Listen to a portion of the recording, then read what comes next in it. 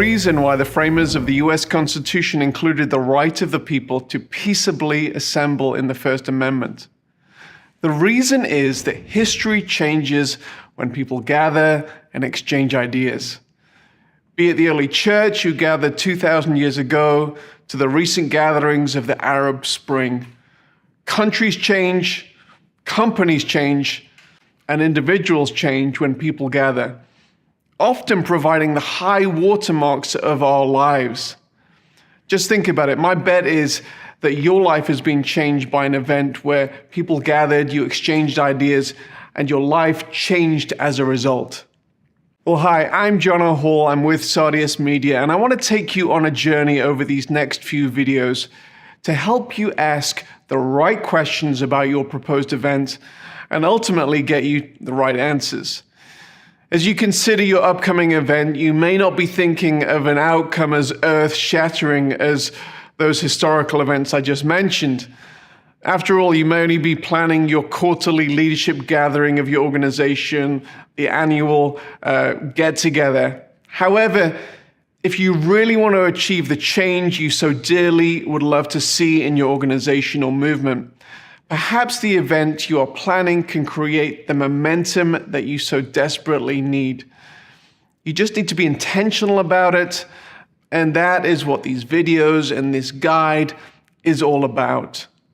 Now, of course, I'm representing Sardius Media, and in these videos, it's a given that we're going to be leaning pretty heavily in the direction of what makes a great online event. However, I'm hopeful that the journey we go on will be helpful no matter what type of event you're putting on. The questions we ask throughout these videos will hopefully lead you to clarity regarding what you want to achieve and how you can achieve it.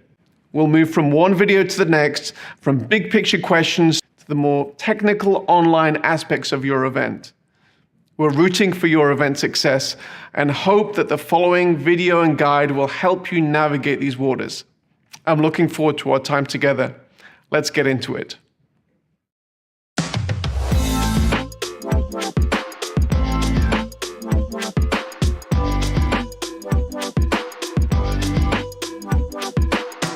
Often when you're starting to think about your event, you have something in your mind.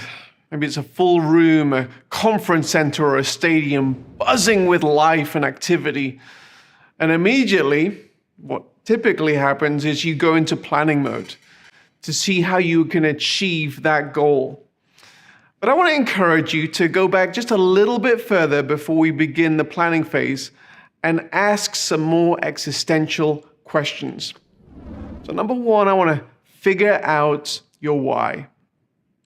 Whether you're having an in-person event or an online event, one of the first things you need to determine is what exactly the metrics of your success are in the event. These metrics are not primarily related to the number of people attending the event, although getting a big crowd may certainly be connected to your metrics. If you're hosting a product or a service launch, your ultimate goal will be related to the sales that are derived from this event. The amount of people who attend the event may therefore be a key indicator of success, but getting the wrong crowd that results in very few sales may lead you to adjust your strategy later on. In this regard, just getting the big crowd might make you feel good in the moment, but it would be more helpful for your team to talk about the real metric of sales and plan towards that particular goal. Now, if your goal is to communicate your vision to your super fans, your radical core audience, having a huge crowd with hundreds of thousands of people may surprisingly actually work against your main metric if your audience wants to be addressed as if they are the only one that matters.